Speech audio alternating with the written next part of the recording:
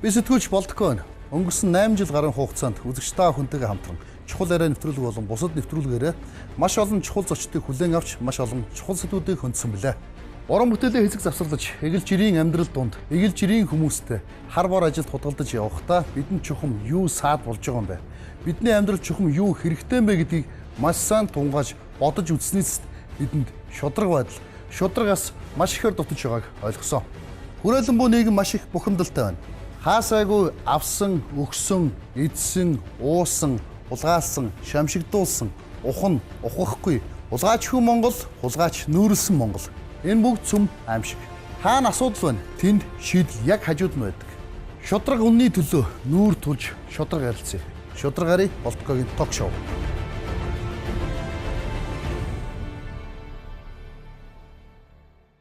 Оройн тэрэг үзэгчтэй VTV телевиз шудраг гарын ток шоу нэвтрүүлгийн ээлж дугаар эхэлж байна. За тэгэхээр би шудраг гарын ток шоу нэвтрүүлэгт салбарын төлөөллөөс айлуулгыг оруулахыг хичээж байгаа. За өнөөдрийн манай салбарын чиглэл түрүүчийн дугаард жишээлбэл одоо сайдын зөвлөх маш олон сайдын зөвлөх хийжсэн хүн орсон бол өнөөдрийн дугаард дүүргийн засаг дарга оролцож байна. Манай өнөөдрийн зочноор манай одоо дүүргүүдээс хамгийн анхны зочин болж орж байгаа засаг дарга бол Чингэлтэй дүүргийн засаг дарга Даваагийн Гамбол дүүрэгт оролцож байна. За тэгэхээр энэ орой болсон цагаар үзэгчтэй хүндлээд шудраг гарын ток шоу нэвтрүүлэлт ирсэн танд бас баярлалаа. За баярлалаа. Бас телевиз үзэгчтэй бас энэ орой мэндийг бас өргөе.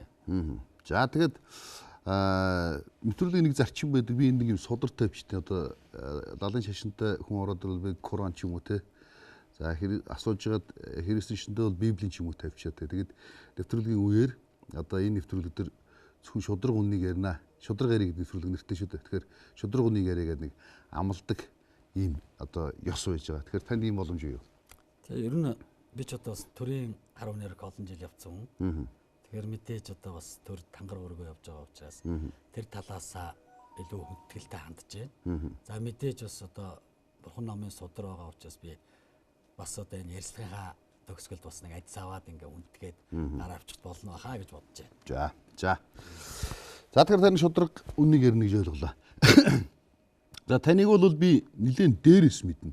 Яг тэр би өөрөө Чингэлтэй дүүргийн оршин суугч. За тэгээд таны бас нэг хийж исэн ажил болон за тэгээд ер нь хийж байгаа ажлуудыг өөрөө яг дотор нь байгаад харж байгаа учраас би өнөөдрийн зочноор сонгож авсан. Хоёрдугаарт бас ярихад их төхөмтэй ягаад гэвэл би нөгөө дотор нь амьдрдаг учраас тантай юм ярилцахад их төхөмтэй санагдаад байна. За хамгийн дөрөв таны түүх намтруудыг бас ингээд зарим нэг материалуудыг олж цуглуулж авлаа л да Чингэлтэй дүүргийн одоо хийж байгаа ажил тий. За тэгээд таны өөрийн намтрыг ингээд хэлсэн байдлаар олж авлаа. За Чингэлтэй дүүргийн 72 дугаар сургуулийн 10 дугаар ангид төгссөн.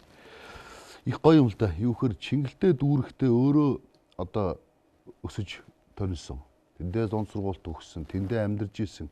Тэгээд тэрнийхээ одоо хожим хойно энийхээ засаг даргыг хийгээд дүүргээ хөгжүүлэх ажилд өөрөө зүтгэж явна гэхээр амьдралын түүх бол их тийм аятайхан санагдана л да.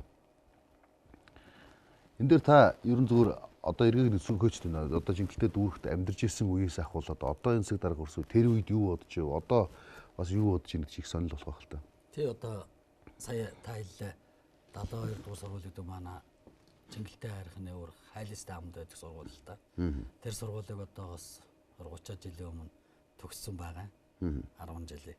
Гэхдээ өнөөдөр одоо юу гэдэг дүүргийн засаг даргын ажлыг бас яг явна гэдэг ч юм уу ямар нэгэн тийм ойлголт ус тэр хүүхэд байхад одоо юуг нь байх вэ? Хөв зохиол гэдэг юм уу бас энэ хайрхны өвөрд хүүхэд насаа өнгөрөөж буужгинж өсөж өндөөссөн болооч тэр их хэлэхтэй хайрхан юм аа. Мэдээж одоо бас төр төмнийхээ буйнаар сургууль соёл төгсөөд эргээд одоо бас энэ нийслэлтэй л миний магадгүй 30 гаруй жилийн ажил амьдрал холбогдсон байдгийг. Хөв зохиолоор энэ сүүлийн 8 жил бас одоо дүүргийн засаг даргын албыг хашаад мэдээж энэ хашиг хугацаанд хүүхэд байх цагаас ахуулаад энэ Чингэлтэй дүүргийн ойр орчинд буужгинж ирсэн бүхэл юм өөрийн нүдэнд гүгдэл харагдах шиг л ийм л цаг он цагуудыг өнгөрсөн байгаа. Тэр агуулгаараа ч гэсэн энэ дүүрэгтээ хүүхэд байхдаа үүлэгдэж ирсэн тэр хүсэл мөрөөдлөө одоогийн бас хүүхдүүдэд бидний дутагж ирсэн юмыг өнөөдөр магадгүй бас дутагж байгаа хүүхдүүдтэй дутууг нь гүйцээгээд өгөхийн тулд энэ бас ажил алба дээр байгаа болов гэж боддгийн шүү дээ. Тэгээд тэр хэмжээнд бас одоо хамт олонтойгоо төрийн албаа агчтайгаа түмэнтэйгээ зөв бас одоо баггүй бас ажил хийгээд зүтгэж явна гэж одоо бодож байна. За тэгээд нэгтлэн бодох чимэрлэлтэй эдийн засгийн эрх зүйч хуулч таны амьдралын гараа одоо хийж исэн ажлуудыг харахангуй санхүүгийн ардын тод хурлын гүйцэтгэх захиргааны санхүүгийн хэлтсийн зааварлагч нэгтлэн за тэгээд санхүүгийн хэлтсийн ерөнхий нэгтлэн бодогч тий. За Улаанбаатар хотын санхүүгийн хэлтсийн санхүүгийн татврын байцаагч. За Сэнгэлдээ дүүргийн одоо тамгын газрын санхүүгийн хэлтсийн дарга гэхээр та яалчгүй эдийн засаг санхүүгийн хүн болчихж байгаа байхгүй. Тэгэхээр энэ дүүргийн одоо төсөв манай дүүргүүдийн төсөв чинь өөрөө их бага байгаад байдаг.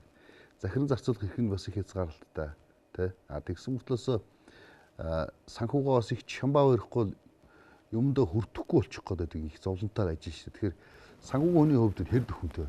Ер нь хэр зовдоо гэж асуух юм уу? За ер нь бол одоо сайхан мэрэгжилтэй. Мэрэгжил болгон сайхан.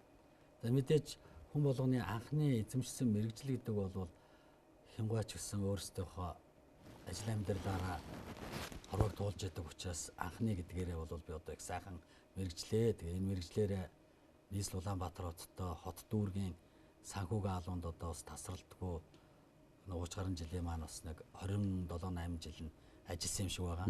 За мэдээж санхүүгийн алба гэдэг маань Монгол улсын төсвийн төлөвлөлтөд холбогдуулсан.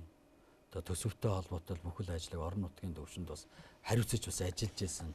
Ан шатны нэгжсэн нэг зааварлагч нэгтгэнгаас нь бас одоо хариуцаа явж исэн учраас төвхтэй юу төвгүй юу гэдэг аваад нөгөө тухайн одоо ажил мэргэжлийг хэр эзэмшиж хэр одоо тэр ажлыг өөрийн гарт оруулж мэргэжснээс бас ажлуудаас хамаарна гэж миний хувьд бас ойлгодیں۔ Тэгэхээр мэдээж одоо сурсан мэдснээ төмөндөө зориулах тийм л сайхан он цагууд байсан.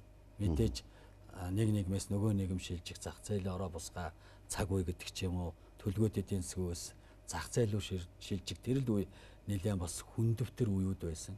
Тэр үеийг одоо бас их олон чадaltaй мэдлэгтэй санхүүчдийн нөр их одоо чадвар авьяасаар одоо Монгол улс бас даван туулсан гэж хэлчихэд бас буруудахгүй юм шүү. Ер нь бол хуульчт нь бол эрх зүй төрийг байгуулж яах гэдэг ярьдیں۔ Санхүүчт нь болохоор зөв зах зээлийн эдийн засаг тэр энэ агуулгаараа бас эдийн засгийн тогтвортой байдлыг хангах бас тийм он жилүүд бас миний үед бас явж исэн юм аа. Тэгээд тэр талаасаа бол одоо бахархна. За одоо бол дүүргийн засаг даргын алба гэдэг маань төсвийн хуулиараа бол төсвийн ерөнхийлөн захирагч гэж одоо бас одоо нэр одоо төсвийн хуулиар бол заагдсан байдаг.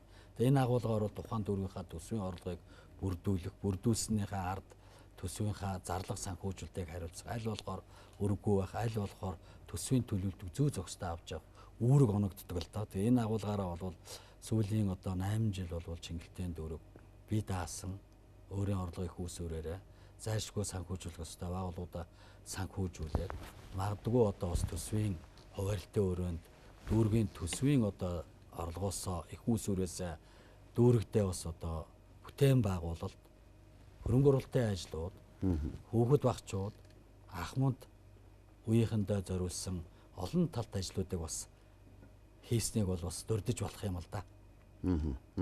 Тэр таны санхүүчийн мэрэгжилтэй гэдгээс бас тань зүгээр эргээд түүхс өгөөд түүхч явах уу одоо түүхэл олон зүйлдэн л дээ. Улаанбаатар хотын мундаг өртөө гэсэн тэр үед Улаанбаатар хотыг өрийн сүлжээнээс гарах ажил таны нэр бол зайлшгүй холбогддог. Тийм. Тэр үеэс бас ярил. Бас өвчтөн сонирн байж магадгүй. Одоо энэ л энийг бол их ярьдаг хүн бас байхгүй шүү дээ. Ер нь байдгүй. Гэхдээ Улаанбаатар хот бол ямарсан социализмын дараа ингээд ороод ирэхэд бол өрийн сүлжээнд орчихсон те. Хотоо өөрөө өндүүлэхээр өндөөдгөө цэглэхэн станцууд нь унах гад байдаг тий хот өөрөө өртөөд хаасаагүй мөнгө байхгүй гад байдаг. Яг танаа үеийнхэн чинь бүгдээрээ нийлээл одоо сүулдэ зарим нь баг тухайн үед би зам дээр сайд Цэнгэлтэй тэр ярьж хаад цүггүй дотор савхич хийж явал станцаа босох гол нөгөө сэлбэг хэрэгсэл олж ирэх гээл гардаг ус. Яг энэ үеийн түүхтэй та бас Улаанбаатар хотын санхүүтэй холбогдсон байдаг. Тэ одоо миний ер нь сургууль төгсөөл одоо нийслэлийн амьдралтай салшгүй холбоотой явжсан нэг түүх бол яхаарахгүй л одоо энэ санхүүгийн албыг хашиж явах түүх байдیں۔ Тэгээ сая та бас цухас дурж जैन л да. Яг л 90-ад оны үе гэдэг маань лангуун дээр давсноос өөр юм байхгүй. Үе бас нэг үе бас бид нар тохиолжлоо монголчууд бидэнд. Тэгээ тэр үед нийслэл маань одоо үндсэндээ их өрийн сүлжээнд ялангуяа цахилгаан, дулаан, уур ус, нийгмийн даатгал, за уурхайн чиглэлийн хүрээнд ч вэ.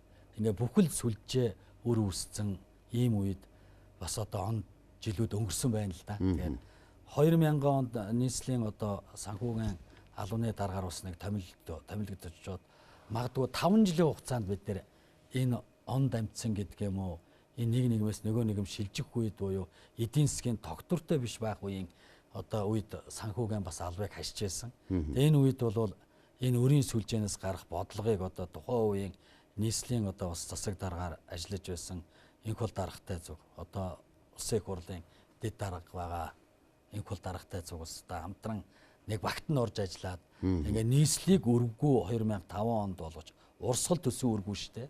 Тэгэхээр энэ урсгал төсвийн буюу он дамжсан өргөө болгосны ард сая нийслэл Улаанбаатарууд тэр үеэс л нөгөө эдийн засгийн нааштай уур амьсгал гарч ирж эргээд тэр үе нөгөө бохимдлих байлаа шүү дээ. Зам харгуугаас нь ахуулаад хонхорхоо гууж алгатаа хогондоо баригдаал ингээл нийслэл Улаанбаатаруудын бүхэл системээр хүндэрсэн үеийн тэгэхээр тэр бүх өрийг тэгэлж гэнэ гэдгийн цаана тодорхой мөнгөтэй болж гэнэ гэсэн ойлголт. Тэгэхээр энийгээ дагаад яах нь нөгөө нэг нөхөөс гэдэг юм уу эхлээл нөхөөсөө замынхаа нөхөөсийг хийж шууд шинчиж чадахгүй шүү дээ бас мөнгө нь өрөхгүй. Тийм ээ яролгүй санаас гаргаж байна. Тэгэхээр л нөхөөсүүдэд янзлах маягаар үе шатаагаад за ингээл нөгөө нийгмийн даатгал, эрүүл мэндийн даатгалын өөрчлөлт, тэтгэвэр тэтгэмжээ өг. Энд чинь ингээд нэг л өдөр Улаанбаатарууд өнөөгийн дүр төрхөнд очихоогүй юм шүү дээ. Тэгэхээр энэ өмнөх залгамж уу, энэ туулсан зовлон жаргалын нэг суур дэвсгэр нь өнөөдөр сая бүрлдсэн нөхцөл юм шүү дээ. Тэгэхээр энийг бол одоо бас төмөө олон мэдэх нэг нь байдаг юм шиг байгаа. Мэдхгүй бас байх. Зарим нэг хэсэнд яриа шүү дээ. Одоо жишээлбэл Улаанбаатар хотын тэр дамжаад ороод ирсэн, одоо Оросоос дамжаад ороод ирсэн тэр өрийг гаргахад ямар зарим нэг арга хэмжээ авсан арга хэмжээнүүдээс ярил. Одоо та боддоо одоо зүгээр яагаад энэ асуултыг танаас авах гэхээр одоо Монгол улс асар том өрөнд байна уу? Байна. Тэ? Бид нар гэхдээ өрнөөс гарч чаддаг жишг бол байсан тийм үү? Алтан уян сайдын хэлж байгаа бол гарнаас гарнаа л гэж байгаа шүү дээ. Тэ хүн болон гарцнаа одоо болно л гэдэг. Гаргаж ирсэн хүмүүсийн гарвын оролцож гаргаж ирсэн хүмүүсийн нэг нь таа байгаа гэдэг. Тэгэхээр ийм асуудлыг ингээд шийдэж ирсэн гэдэг тийм хамгийн дотор үлдсэн одоо хүмүүст ярьж болохоор тийм асуудал юу вэ?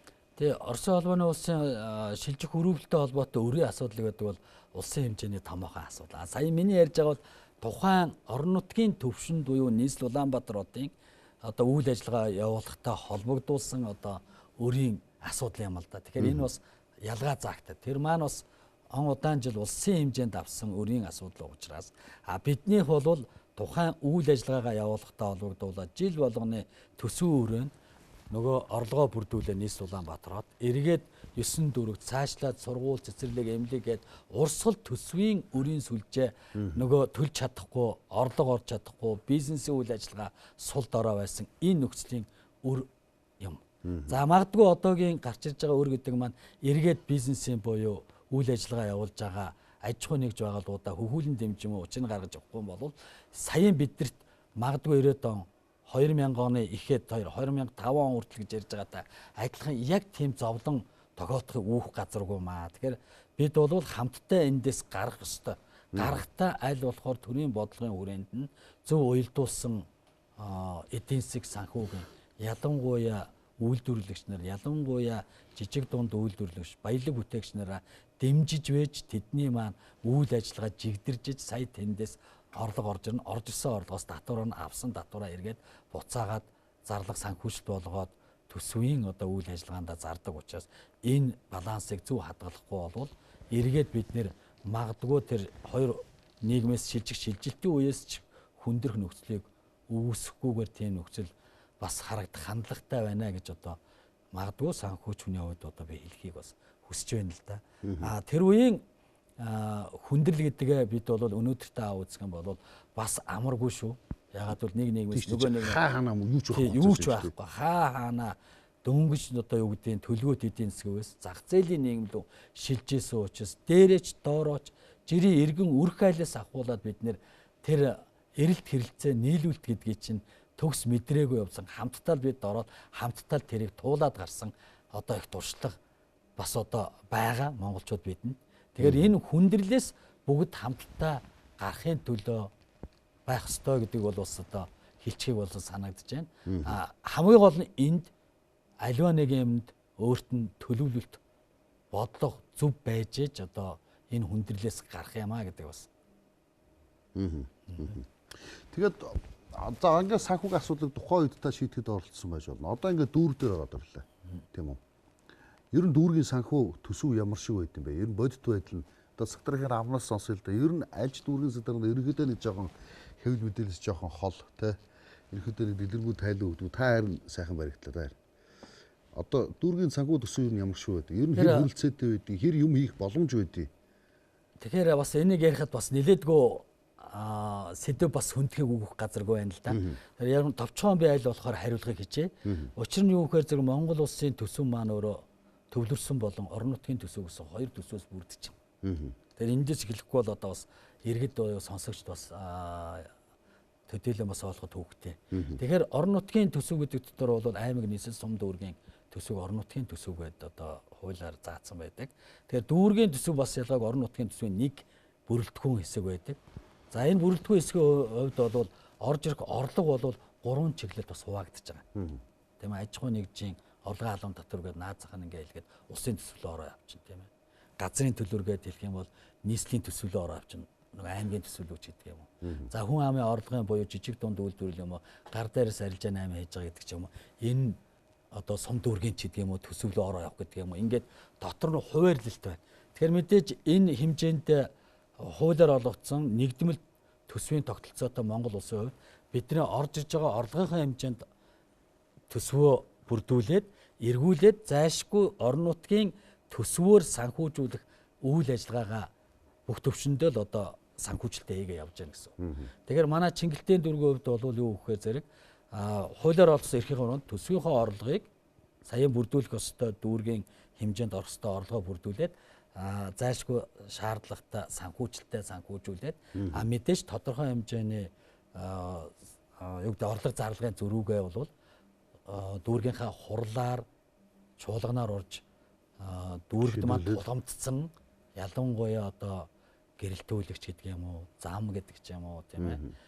Иргэдийн тав тухтай тоглог аюулгүй орчинд амьдрах нөхцөлийн хүрээнд зарцуулахаар төлөвлөөд тэрийг хурлаараа батлуулаад ингээд дүүргийн засаг дарга хэрэгжилтийг хангаад үр дүнгээ эргээ хуралдаа тайлгнаал явдаг ийм л тогтолцоотой. Тэгэхээр энэ явж ирсэн магадгүй одоо сүүлийн бидний 8 жил явж ирсэн хугацаанд бол голцоо бид дандаа иргэдийнхаа тав тухтай тоглог аюулгүй орчинд амьдрах чиглэлөө төсвийнхаа гарч байгаа одоо давалт гэдэг юм уу орлого зарлагын зөрүүгээр гарч байгаа мөнгө бол дан иргэдийн хүсэл сонирхолд иргэд маань юу хүсэж байна вэ? Тэнд л зарцуулж ирсэн түүх яваад ах шиг байна. За энэ дотор ингээ аав үзэх юм бол магадгүй би бол яг одоо жишээлүүлэх гэдэг л тийм жишээлбэл одоо 100% 19 хороо маань хороо цогцлолттой болж.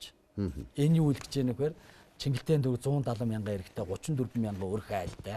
Энийгээ дагаад нөгөө иргэдэд төрийн үйлчлэгээ үзүүлэх үйлчлэгээний үндсэн цэг нь ямар ч байсан төрийн албан хаагчид хүндрэлгүйгээр иргэдэд үйлчлэх тэр боломжийг нэг өгч. Тэр дотор нь цагдаагийн байгууллага нь байж байдаг. За өрхийн эмнэлэг нь байж байдаг. Энүүгээрээ бас иргэдэд хүрч чадсан байна гэж хэлж болно. Мэдээж ажил явуулгатай холбогдуулаад би нэг юмыг бас онцгойлгохыг хүсдэг. Төгс сайхан одоо үйл ажиллагаа үйлчлэгээ үзүүлээд байнаг бол иргэд бас шүүмжлэлтэй хандна гэдэгт бол үүсэхгүй. Мэдээж бид хөгжлийнхаа замаар бусад одоо улс орноос дутахгүйгээр явахын тулд бүхэл үйлчлэгийг иргэд рүүгээ хандуулахын төлөө явж байгаа гэдэг бас онцгойлол ярьж байна. За мэдээж дээр нь гудамжны гэрэлтүүлгээс ахуулаад Чингэлтийн дүүргийн 19 хорооны 13 гэр хороол байх жишээ. Тэгэхэд 13 хороондоо ер нь бол одоо гудамжны гэрэлтүүлгийг ер нь нэг 80-90%, 100% бараг хүрэх жишээнд очсон гэдэг. Дүүргийн онцлогч өөрөө 70-80% гэр хороолд байгаа шүү дээ. Тэгэхээр энэ гэр хороолд байгаа гэрэлтүүл гэдгийн цаана нөгөө гэмт хэрэг хэв журам зөрчлөөс иргэдэд аюулаас хамгаалахад хийсэн бидний бас нэг том ажиллаа гэж болгож байна. За мэдээж зам дагаад хөгжил хүчээр зам бид нар явган хүний зам гэрэлтүүлэгтэй тийм ээ. Одоо үе шатаагаар явж байна. Энэ жил гэтэл одоо 10 дугаар хороо 16 дугаар хороонд гэтэл бид нар чулуун замыг одоо бас жишг болгох хэмжээнд хотынхаа хэмжээнд одоо өнгийн тос тодорхойлж байна гэж хэлжгээд бас буруудахгүй байхгүй маа. Хүний хийсэн юмыг хийж бүтээсэн юмыг манайхан ч бол харлуулж муулах нь их байгаад байдаг. Би болохоор зөвхөн хувьдаа миний зөв юм буруу юм мэдэхгүй хувьдаа зүгээр хүний хийж бүтээсэн сайн цагаан үсийг аль болох уг нь магтаж мандуулж алдаршуулж ивэл уг нь яаж хийж байгаа хүнд ч гэсэн урам юм да гэж боддог. Одоо би манай гэрийн үүдээр явган хүний замтай болсон. Манай уртлын гудам тэрний артлан 3 эргэн тойрон битүү явган хүний замтай болсон. Нөгөө бид нар ч бас хэцүү шттэ костюмтай энэ төр ажилд гарах гар нөгөө шороонууд ч бүрхэж гэдэг. Одоо явган хүний замтай болсноос хойш их гоё юм. Сая өчгөржигдэрхэн манай хорооны нөхдүүд хаширын хаалга болбцсон явж байна. Яасан бэ гэсэн. Энэ гөр модчлуулах гэж байгаа маа. Хаана мод тарих вэ? Хэдэн мод тарих вэ гэсэн явж байна. Уржин жил манад орж бас хашаанда заавал тараарэ шарсан тарьсангүй гэж шалгаж шүүг бол мод авчих гэжтэй. Одоо ингээд нэг сүүлийн 3 жил бол ингээд бүтээц харагдаад байна л да. Бүр ингээд илтэд мэдрэгдээд те. Энийг та өөрийнхөө гавья гэж алдар гавья гэж нааж чадах уу?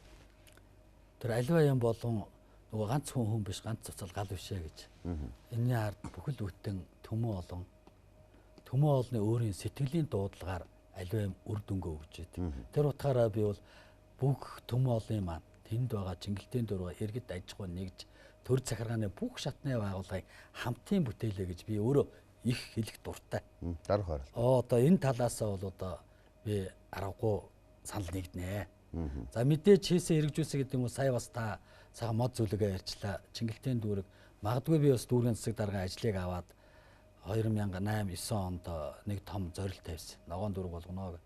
Тэр энэ ногоон дүүргийн зорилтын үр дүн бас их цаг хугацаа шаарддаг юм байна. Хүмүүсийн сэтгэл зүйд нөлөөлөхөөс ахуулаад, орчиндөө цэвэр цэмцгэр байхаас ахуулаад, агаар хөрсдний бохирдлоос одоо өөрсдөө хамгаалахаас ахуулаад хүн бүрийн хүчин зүтгэл хэрэгтэй мэ гэдгийг бол Чингэлтийн дүүрэгт бол өнгө тодорхойлоод эхэлцэн гэдэгт бол ам бардан байгаа. Тий. Одоо нөгөө иргэд өөрсдөө бас хичээхгүй бол тий. Хамгийн газар бисад ямар ч ажилчид хичээ зүтгэлээ гэдэг өөрсдөө хичээхгүй бол бас. Тэгэхээр энэ ганц ногоон байгууламж гэдгийн цаана бас нэг юм хэлмээр байна. Ер нь бол одоо хот нийтийн хөгжингөө улс орны хатуу зөөлөн ландшафтын архитектор гэж байгаа юм л да. Хүмүүсийн одоо аж төрөх одоо орчны нөхцөл. Тэгэхээр манай Чингэлтийн дүүргийн 1-ээс 6 дугаар ороо гэхэд ямартай ч бид нар нэг 8 жилийн хугацаанд дотор учиргүй юм тоос босоод байхгүйгээр ядахта алаг автан ядахта чулуугаар тэгээ хаана мод зүлэг байх уу гэд. Тэгээ дээр нь одоо хөгшөд одоо хаана бас одоо агаар салхинд гарч байгаа уу хүүхдээ хаан салхилуулж байгаа уу гэд. Тэр өнцгийг зөв тодорхойлоод ямар газарт ямар тогтчлтыг хүйдэг нь өөрөө стандарт нь болчихдээ. Тэрнээс нэг цохиомлоор юм уу энд нэг ийм явган хүний гэдэг юм уу хөгжлийн бэрхшээлтэй хүний юм хийнэ гэд тэр нь өөрөө тухайн архитектор шийдлээс хамаарат зохиомжсноороо хүний тав тухтай тоглог орчныг бүрдүүлэх нөхцөл бүрддэг. Тэр энэ жишгийг бол одоо бид Чингэлтэд хичээж аваа. Энийгээ дагаад бид нэр гэр хороололд хөгжлөө гэдэг ямиг 15 он том зорилт тавиад тэрнээс дамжаад саяын тань хэлж байгаа гудамжны явган хүний зам, гэрэлтүүлэг ер нь хингач ирээ харсан бас энэ их зөв юм байна шүү. Тэр бусдад жишг болно гэдэг нь бусд маань Чингэлтэйчүүдээс дуурайгаа дагаад хийгээд авна гэдэг маань энийгээ дагаад хаач ямар ч орчинд очисон. Тийм миний мэдээлэл бүх гудамд гэрэлтэй болсон. Манай иргэн тойрны лав бүх одоо тэр уулын шорон замтай болсон. Явган хүний зам гэдэг чинь би машин зам гэж төсөөлдөөс явган зам их хэрэгтэй юм билээ л дээ. Маш чухал. Айгуу чухал юм билээ. Ягаад тэгэхээр үзчихэж л мэддэг юм хүн чинь. Бодлогын хувьд Улаанбаатар хотыг агаар хөрсний бохирдолд бид гаргаж чадахгүй байна. Өнөөдөр хүртэл явж байна. Энийг бол хаач нуухгүй гэсэн. Тэгэхээр дүүргийн бас нэг хэр хэмжээнд чадах потенциал нь саяын таны хэлдэг гэрэлтүүлэг, машин зам өөртөөс хамаар хүрээд иргэнийхээ орчныг бүрдүүлээ өгчгөр өрх айл хамар хашаа өрх айл болгон хашаа янзлаа эхэлж шít. Тэг шүү дээ. Ерөөсөө зам тавингууд айлууд хашаа янзлж гэсэн. Гой замтай болсон хашаа байгаа янзлаад тоосон гэдэг юм уу гой банзаач хүртэл ядахтай зөв хадаад зөв цэмцгэр болоод тэгэхээр тэнд цэвэр тоглог цэмцгэр орчинд яах нь хин чин харсан аж төрөх буюу эргээд зах зээлээ дагаад арилжаанд орохдоо хүртэл нөгөө хашаа нь тодорхой 10 төгрөг байсан бол 20 төгрөг болоод өсөж гэдэг юм уу энэ нь өөрөө жинхэнэ одоо төр нийгмийн иргэдийн бидний хамтын оролцооны өрөөнд тэр орчиндөө сайхан амьдрах нөхцөл өөрөө ингээл бүрдэх юм.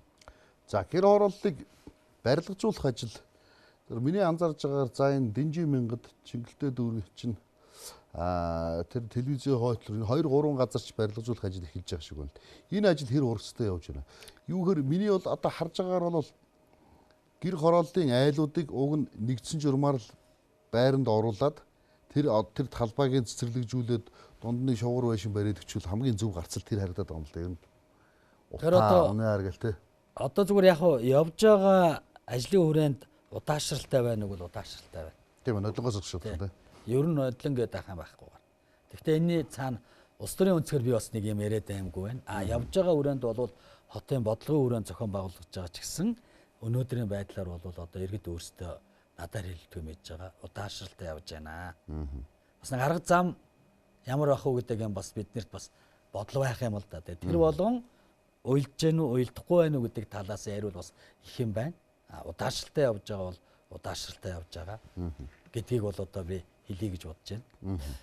Амны орон сууцтай айлуудыг цэвэр усны хангамжаар одоо ерөнхийдөө Чингэлтэд өөрчлөн сүүлийн миний мэдж байгаа 3 жилийн дотор цэвэр усны холболтуудыг усны худгуудтай бол төвлөрсөн холболтууд бараг хийчихсэн байгаад байна. Тэгэхээр тэр цэвэр усны шугамуудыг буцаагаад амны орон сууцтай айлууд руу холбох боломж хэр харагддаг юм бол. Энийг бол асууж өгөөсэй гэсэн асуулт. Ер нь төлөвлөлтийн хувьд бол бид нар бас тухайн үед жоохон алдаа гаргасан юм шиг байна. Саяын нийтийн аж ахуйн төслийн хүрээнд Улаанбаатар ганц Чингэлтэй биш л дээ. Улаанбаатарын хэмжээнд гудамжны худагт одоо усын түгээх нөхцөлийн системээр холбох энэ ажил бол маш хэрчимтэй яваад ирсэн. Тэгэхээр нөгөө усаа би гэрт амьдардаг байсан хүн л дээ. Одоо айлаас одоо юу гэдгийг энэ салхитэн тэргээл одоо манай ээж ч гэсэн бас амьдарч байна. Тэгэхээр бид нар усаа хүргэнэ гэдгийн цаана тухайн үед бид нэг 10 литр ус хэрглэжсэн бол худаг орхон болоод ямар нэгэн байдлаар худагт ус ирсэнгүйгээр ус нь байнга байгаа ус хэрэглээд байгаа нэмэгдэж идэг. Ер нь айл өрхийн гуйч. Тэгэхээр яг энийгээ дагаад бас бохирын системийн энэ юм чинь хоёр талын юм байхгүй. Тийм ээ. Цэвэр усаа явуулж явал бохирын системийг зайлшгүй давхар явуулж байгаа хэрэгтэй. Энийг хайцсан учраас нөгөө агаарын гэдгийг ажиж өгсөн их усаа яах вэ гэдэг болчиход шүү дээ. Одоо нөгөөдг чи эргээд нөгөө бохор буюу хөрслөөгөө хаягдаад байна. Тэгэхээр Улаанбаатар хотыг дагсан бүх гэр хороол маань өөрөө хөрсний бохирл гэдэг бол өвлийн агаарын бохиртоос илүү хэмжээнд очсон. Тэгэхээр энэс гарна гэдэг бол бохирын давхар бас шийдэх ёстой юм аа гэж. Тэгжээж сая эн чинь хосолж иж сая тэр амны орон сууц байна уу? Ямар зохион байгуулалт байна уу? Бизнес үйл ажиллагаач жижиг дунд болж ямар ч систем ингээ явуулахад энэ хоёр зэрэг очиж халаалтыг нь бол одоо янз бүрийн байдлаар шийдчих нөхцөл бол өөрөө бүрэн байгаас энэний дагаж шүү дээ. Тийм дагаж явах хэрэгтэй. Тэгэхээр энд бас нэг алдаа гарсан юм явдаг юм аа. Тэрнээс одоо гэр хороолт бол худагт ус хүрж байгаа юу хүрж байгаа тоотой зөвхөн худгууд дээр сэрчээрээр бас ус зөөж байгаа юм байгаа. Энэ бол бас арилаагүй л юм л да. Цэцэрлэг сургуулийн хүрэмж хүртээмж Гадарц Бадар лагер орчмын байрлууд салхит яргаат те лагер орчмын байрлууд за тэгээд Чингэлтэй дүүргийн баруун хойтлын хэсгийн одоо уулын араарх хэсгүүдэд цэцэрлэг сургуулийн хүртээмж ямар шүү. Манай хороо бол жишээлбэл цэцэрлэггүй хороо байсан ноддон жил цэцэрлэгтэй болчих жишээ нэ те. Уржин жил байна уу те. Уржин жил байхад цэцэрлэгтэй болчих жишээ нь ингээд одоо бол тэнцээ хөөхд буужигнаад их аятайхан байдал үүссэн байж байгаа те. Гэтэл хойшоо нөгөө уулын арын хэсгүүд рүү цэцэрлэг сургуулийн хүртээмж ямар шүү байгаа. Ер нь гэр хороол руугаа бол хүртээмж бол хүрэлцэхгүй байгаа одоо. За улсын төсөв болон нийслэлийн төсөв, дүүргийн төсвийн хөрөнгөөр бол бид нэр үе шатаагаар ус цэцэрлэгүүдийг ингээ бариа яваад бас одоо баггүй бас амжилт бас гарч байна. За одоогийн байдлаар бол нэг 4 орчим мянган хүүхэд бол цэцэрлэгт хүмүүжээгүй байна гэдээ би бас нэг тийм тоо дүн ингээ багцаа аваад байгаа. Яг тэгвэл бас одоо баригдаад хүүхдүүд аваад эхэлсэн байгаа учраас. Дүүргийн төсвийн хөрөнгөөр хэл бид нэр өнгөрсөн жил одоо 224-р цэцэрлэгийг одоо орон нутгийн төсвийн хөрөнгөөр хангуудаага цэцэрлэгтэй болгож өглөө 7 дугаар. Сая таны хэлдгээр баруун тал буюу сонгон хайрхан дүүрэгт хил залгадаг чиглэлд нөгөө яг уулын зах хязгаар байгаа хэсэг. Тэгэхээр энэ маань бол одоо тэнд байгаа хүүхдүүдэд авахын хажуугаар бас одоо бас баггүй сонгон хайрхан дүүргөө хүүхдээ бас аваад эхэлсэн баг жишээ нь. Тэгэхээр эн чинь бүгдийн л зовлон байгаа учраас бид нэр энэ зөвхөн манай дүүрэг шүү гэж бас хэлж болохгүй тийм ээ. Тийм ээ ингээд зам дагсан хоёр дүүргийн зааг байсан ч сургуульд ч ба цэцэрлэгч хүүхд аваа явж байгаа жишээ нь. За нийслэлийн төсвөөр гэхэд чинь бид нэр энэ жил одоо 3 цэцэрлэг баг сургуультай ашиглалтанд орох хэвээр.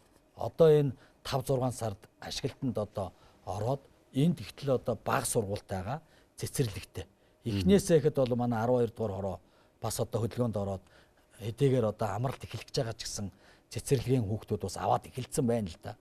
За бүлэг нэмэгдүүлэх бас зохион байгуулалт хийж байгаа. Хуучин байгаа бүх цэцэрлэгүүд дээр нөгөө бүлгийн тоо нэмэгдүүлэх зарчмаар яг нь хажуу талд нь өргөтгөл бариад өргөтгөлдөө одоо 40-с 50 100 гарын хүүхдийг аваад байна гэдэг маань бид нар энэ 16 оны одоо хичээлийн жил эхлэх магадгүй оны зааг дээр гэхэд нэг 90%.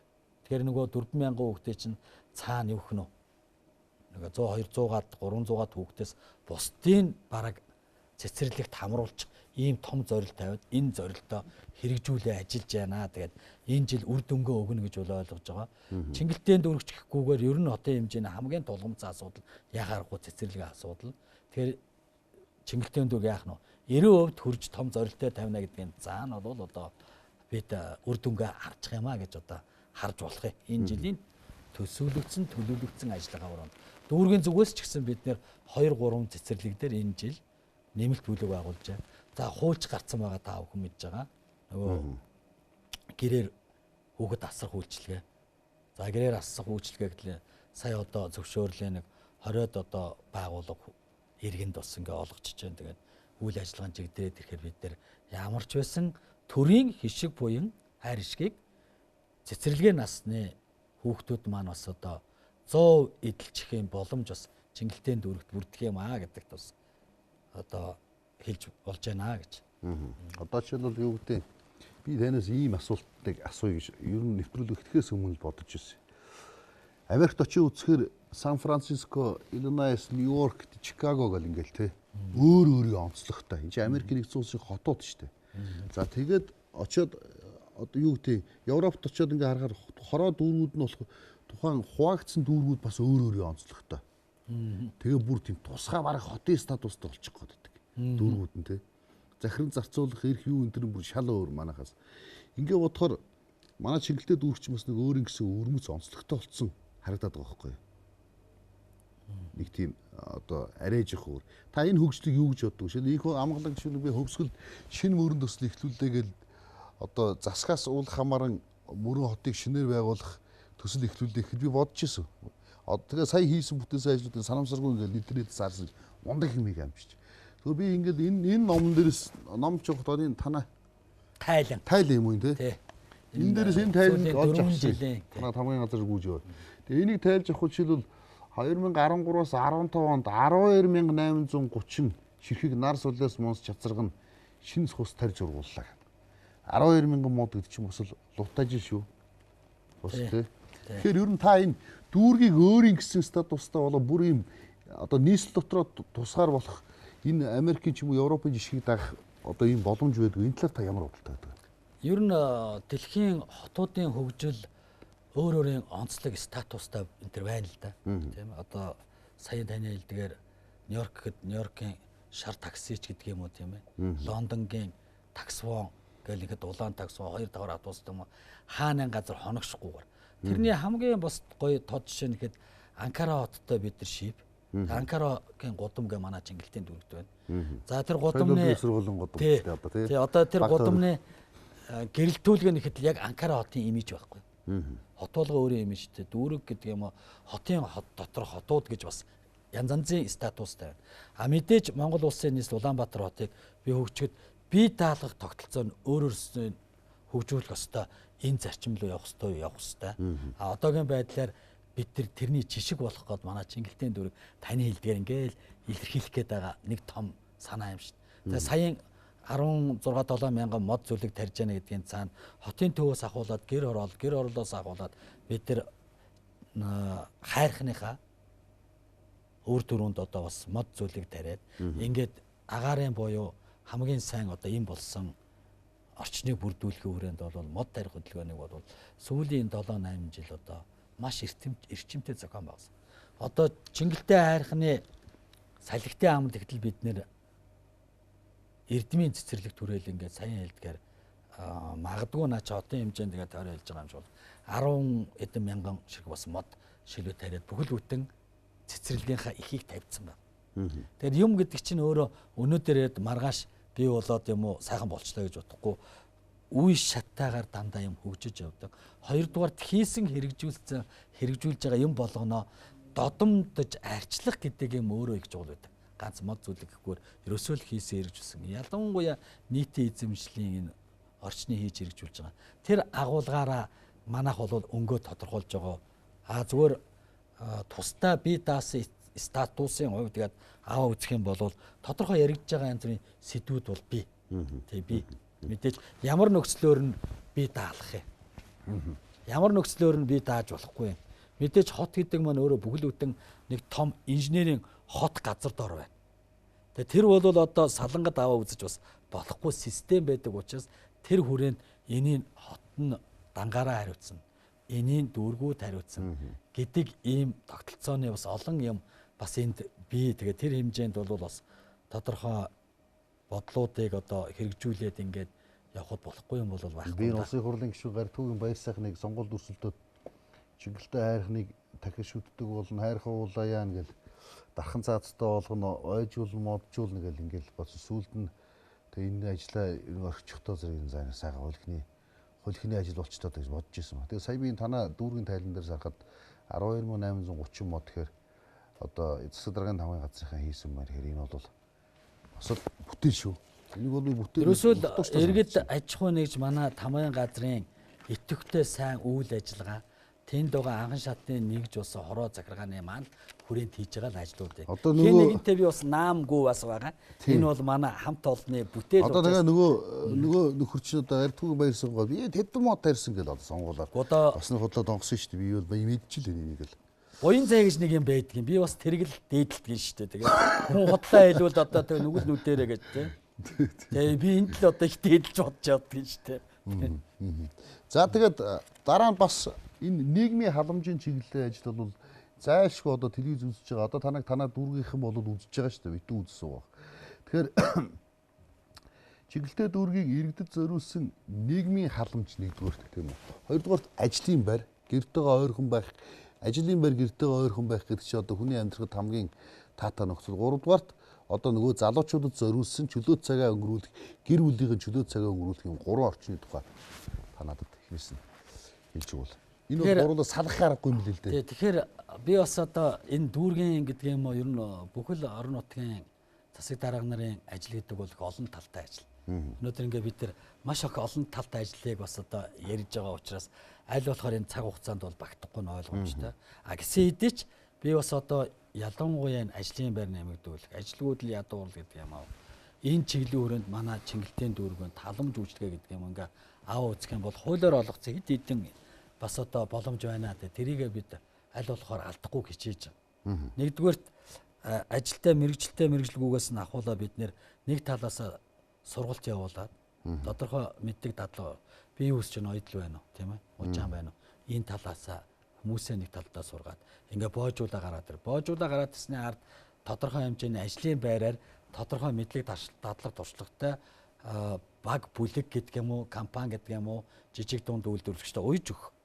За эргээд тэрэнд үйлдвэрлэл явагдаад үйлдвэрлсэн юм ин бас судалдаж авах гэдэг асуудал өөрөө бас гаргаад ирнэ.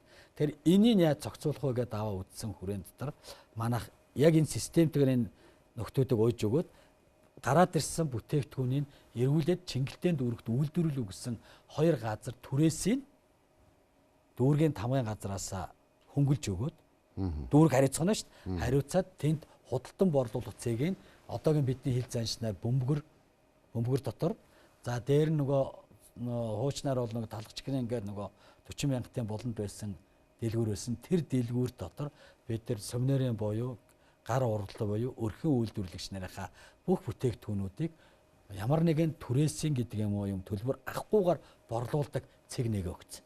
Тэгэхээр энэ маань өөрөө тэнд үйлдвэрлэл явуулж байгаа иргэдэд маань нөгөө борлуулсан юмнаас эргээд амьдралдаа хэлэх гэсэд дунд нь хизээ борлогтоос нь хамаарат бас түрээс аваад байгаа чөлөөлөд өгчгөр нөгөө иргэдийн маань амьдралдаа итгэл урам зориг нэвсэн бас нэг том ажил болсон. За мэдээж энэ дунд ажлын байр нэмэгдүүлэх гэдэг асуудал байна. Явуулын ажлын байруудыг Чингэлтийн дүрд бас гаргаж өгсөн. Тодорхой хэмжээгээр арай нөгөө сэндвичинг гэх юм уу? Канад технологи гэдэг юм уу? Бас нэг өргөд ачаа авчдаг. Тэр дотор нэг ойдлох юм бол нэг 3 хүн 4 хүн ойдлыг ямар ч нөхцөл байдал тгээ явчих. Тэгээ нэг хашаанд нь ажлын байрын төрийн мэдлийн ажлын байр ахна шүү дээ. Тэгэхээр тэр шаардлагатай байгаа иргэд төссөн буюу баг бүлгээрээ за тэр дотор ялангуяа хөгжлийн бэрхшээлтэй иргэдтэй онцгой анхаарал манайх нэг 10 хэдэн гэр хорооллоо ажлын байрыг явуулын ажлын байрыг гаргаж өгöd тэнд бас үйлдвэрлэл үйлчлэгээгээ эрхлээд ингээ бас талхрал хүлээж байгаа тийм сайхан ажил болсон. Энэ хүрээнд бол иргэд бас маань их таатай байна. Цаашаа тэргээч бид бас үргэлжлүүлээ энэ жил явж байгаа. Аль болохоор одоо Чингэлтийн дүрэг бол ямар нэгэн томоохон үйлдвэрлэлийн оройн биш. Тэгэхээр дийлэнхтэй одоо гэрээр ажил хөдөлмөр эрхлэх баг бүлгэрээ гэдэг юм уу тийм ээ. За хөнгө үйлдвэрийн маяга одоо аймс тийм ээ. Бэлээ оёх гэдэг ч юм уу ийм үйлдвэрлэлүүд голцоо явж байдаг. Тэгээ энэ хүрээнд нь бид нэр чадал чинээгээр дэмжиж эргээд гадна дотныхонтой юм уу худалдаа харилцааг нь уйж өгсөн ийм төвүүдийг бас нээж өгснөөрөө бол бас одоо давуу онцлог болсон байгаа гэж бас хэлмээр санагдаж байна л да. Энэ юуны танаа 3 дугаар хорон дээр байсан баха. Номын өргөө.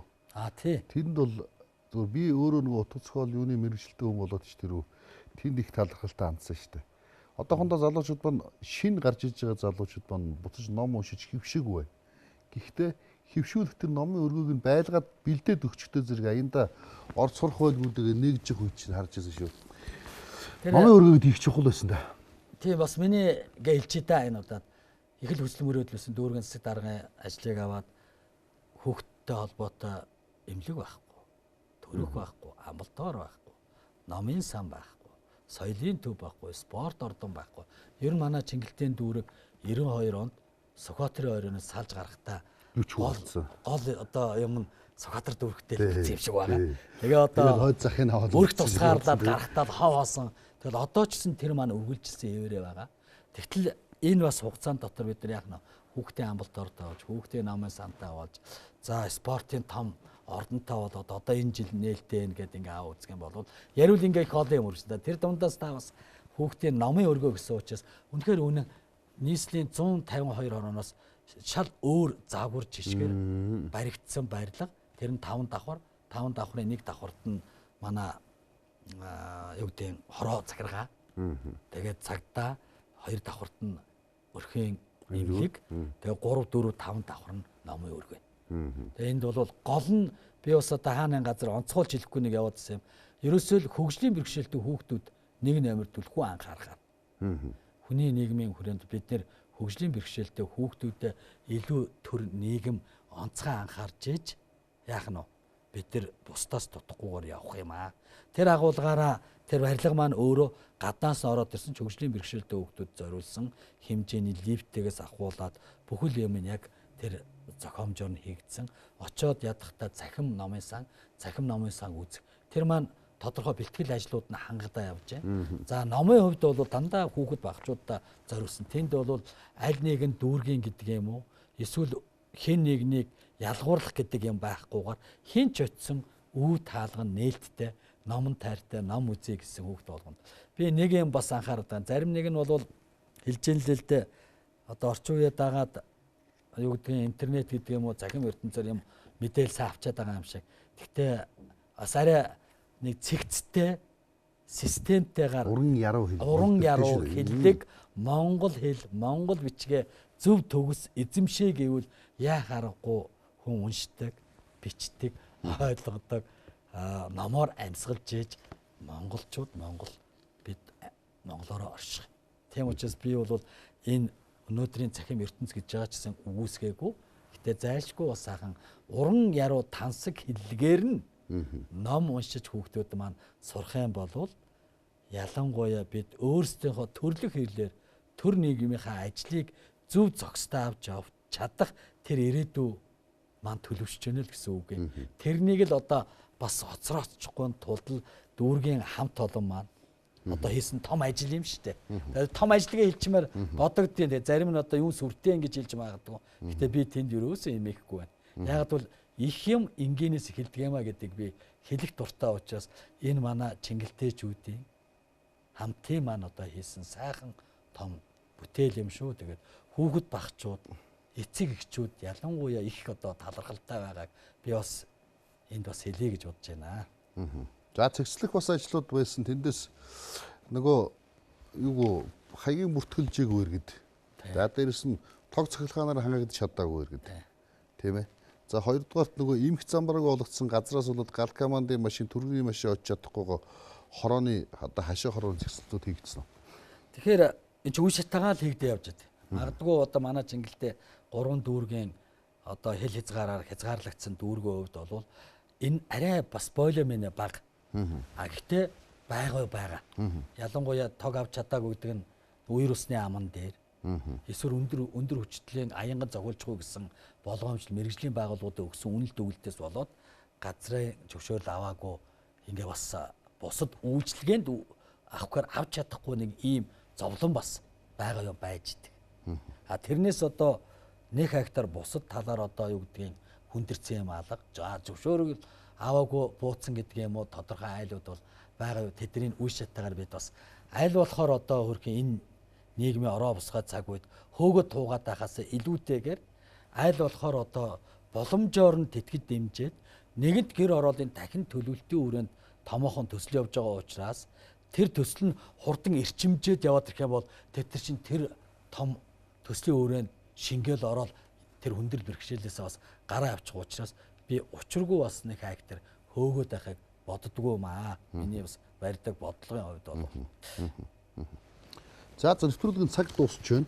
За тэгэхээр тантай бол би нэлээд сайхан тухтай ярьсан гэж бодож байгаа боловч бас л асуултууд үлдчихэд л байна л да. Үзэгчтэй охин Чингэлтэй дүүргийн засаг дарга өнөөдрийн одоо нэвтрүүлгийн гол зочин маань бас нэвтрүүлэгт оролцож байгаа хүмүүс маань дүүргийн одоо дүүргийн биш одоо нийгэмд байгаа бүх салбарын хүмүүсийг оруулах гэж бодсон. Энэ удаа засаг даргаыг оролцууллаа. Манай өнөөдрийн нэвтрүүлгээр Чингэлтэй дүүргийн засаг дарга Даваагийн Гамболд өргөдөн оролцлоо. Аргагүй нэгтлэн эдийн засагч. Тэгээд бас хуульч хүний хувьд бол бас хашир Нямба ажил хийж Чингэлтэй дүүргийн хувьд бол өөрсдөө засагдж байгаа хийгдсэн ажлууд их байгаа. Би дотор нь орж харж байгаа учраас танд бас сэтгүүлчийн хувьд талархалтай хандаж байна. Ингээд үзэгчтэй охиныг шударгаар ток шоу нэвтрүүлгийг хүлээн авч үзсэнд баярлалаа.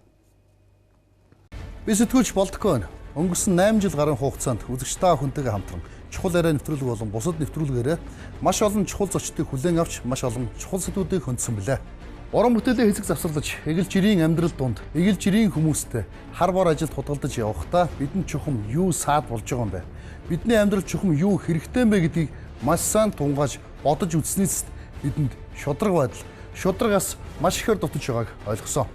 Хүрээлэн буу нийгэм маш их бухимдалтай байна. Хаасайгүй авсан, өгсөн, эдсэн, уусан, улгаалсан, шамшигдуулсан, ухан, ухахгүй, улгаач хүн Монгол, хулгаач нүүрлсэн Монгол. Энэ бүгд цөм аимшиг. Хаана асуудал байна? Тэнд шийдэл яг хажууд нь байдаг. Шудраг үнний төлөө нүүр тулж шудраг арилцъя. Шудраг ари Болтгогийн ток шоу.